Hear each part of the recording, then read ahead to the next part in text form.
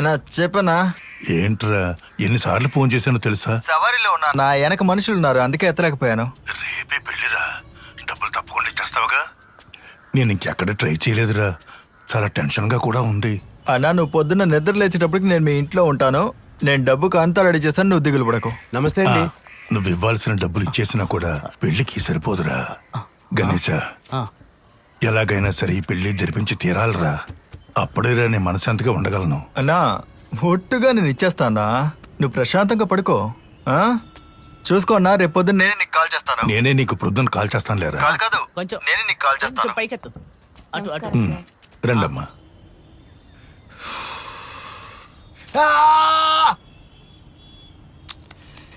ఏం చేయాలి డబ్బులకి?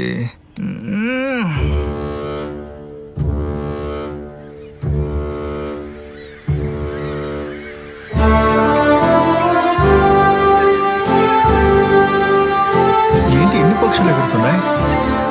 సునామీ గినమి రాబోతుందా?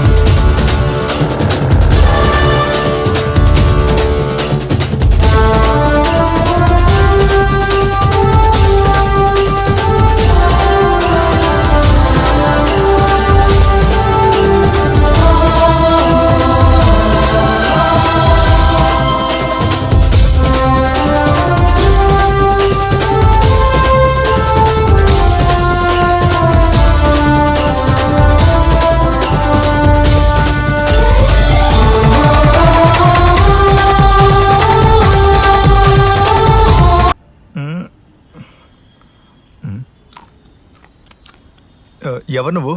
నేనా? ఇంకెవరిని? నిన్నే. ఎవరు నువ్వు? గణేశుడిని. ఓ, నా పేరు నీకెలా తెలుసు? రే నా పేరేరా గణేష్. హలో, ఆ? నా పేరే గణేష్. ఒరే తెలివి తక్కువాడా, ఒరిజినల్ గణేష్ నేనేరా. ఐడి కార్డు కూడా ఉంది. ఐడి కార్డు కూడా ఉందా? ఏ ఎవరు నువ్వు? తల స్నానం చేసి మేడ మీదకి వచ్చి తలారు పెట్టుకుంటూ దిక్కులు చూస్తున్నావు. నిన్నెక్కడ చూడలేదా? మీ ఇల్లు ఎక్కడా? ఆల్ హౌసులు నావే, ఇది కూడా నా ఇల్లే. ఇదా? ఉండేవన్నీ ఖాళీ చేయించారు. మొహం చూస్తేనే తెలుస్తుంది. అద్దె సరిగ్గా ఇచ్చిండో. మా హౌస్ ఓనర్ కొంచెం స్ట్రిక్టే, కానీ నా మీద కొంచెం సెంటిమెంట్. అదేం కాదు, ఇక్కడ ఒక ఎద ఉండేవాడు, నాకు తెగ ఇబ్బంది కలిగించాడు, అందుకే ఖాళీ చేసేసాను. ఇబ్బందా? చాలా పాత ఫ్లాష్ బ్యాక్. చాలా పాతదేం కాదు, లేటెస్టే. లేటెస్టా? నేనే ఒక 4 ఏళ్ళుగా ఉంటున్నాను, లేటెస్ట్ అంటున్నావు? అర్థం కాదే. ఏంట్రా మావా, ఇంకా నేనెవరో తెలియదంటున్నావా? ఎవరో తెలియక కదా అడుగుతున్నా. చెప్పు. నడుస్తూ చెప్తాను. ఎరా ఇన్నాళ్ళు నన్ను ఎంతలా వెతుకో, పాపం కదా అని చూడడానికి వస్తే నన్నే కొట్టడానికి వస్తున్నా. నేను నిన్ను వెతికానా? నేను డబ్బులు ఇవ్వలేదని చాలా మంది నన్నే వెతుకుతున్నారు. ఓ నువ్వు ఆ కేటగిరీయా? ఇలా చూడు, చేతిలో పైసా లేదు, ఎలాంటి ప్రయోజనం ఉండదు. ఇలా మాట్లాడడం వల్ల ఇక్కడి నుంచి బయలుదేరి వెళ్ళిపోయా. ఇక్కడి నుంచి వెళ్ళిపోయావా? అవును. న్యాయంగా అద్దె ఇవ్వకుండా ఉన్నందుకు నేనే ఇక్కడి నుంచి కానీ వెళ్ళడం లేదుగా. నేను ఉంటున్న ఇంట్లోంచి నువ్వెలా వెళ్ళిపోగలుగుతావు? వచ్చినప్పటి నుంచి కన్ఫ్యూజింగ్ గా మాట్లాడుతున్నావు. మెంటలా నువ్వు? రే నేనేరా వినాయకుడిని, నా మొహం చూస్తే తెలియదా? ఇందాక గణేష్ అన్నావు, ఇప్పుడు వినాయకుడు అంటున్నావు. వినాయకుడు అంటే తొండ ఉండాలి, దంతాలు ఉండాలి. అవును. చూడగానే చేతులెత్తి మొక్కాలనిపించాలి. నేను చూస్తే అలా అనిపిస్తుందా?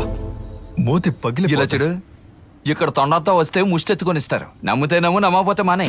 చూడరా, ఫ్లోలో మాట్లాడితే మోసపోతామా? మామా చెప్పా మరిదే. ఫ్రాడ్ చేయాలంటే నా దగ్గర ట్రైనింగ్ తీసుకో. అయితే నువ్వు నన్ను నమ్మడం లేదు. ఈ ప్రపంచంలో నేను ఎవరిని నమ్మను. సరే మామ, నేను బయలుదేరతా. బయలుదేరు ఓ, ఇంకెక్కడైనా ట్రై చేసి చూడు, ఒకవేళ వర్కౌట్ అయినా అవ్వచ్చు. ఇవన్నీ స్కూల్ సిలబస్ మా. రేయ్ ఎవరైనా నేనే దేవుణ్ణి అంటే నమ్ముతారు, కంటికి ఎదురుగా వచ్చి నిలబడితే నమ్మరు.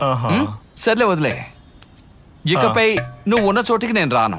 మంచిది. నువ్వేం చేస్తావంటే నార్త్ ఇండియా వైపు వెళ్ళి ట్రై చేయి, అక్కడే డిమాండ్ ఎక్కువగా ఉందని విన్నాను. తాగడానికైనా ఒక గ్లాస్ నీళ్ళు ఇవ్వు. ఆ నీళ్లు కూడా అక్కడికే వెళ్ళి తాగు బాబు. చూసారా, దేవుడికే నీళ్లు లేవంటున్నారు సర్లే కన్న వాళ్ళని రోడ్డు మీద గంటేసే కాలంగా ఇది. ఎవడిడు టెడ్డీ బేర్ తలకాయ పెట్టుకుని 4 ఫ్లోర్లు ఎక్కొచ్చి నేనే వినాయకుడిని అంటున్నాడు.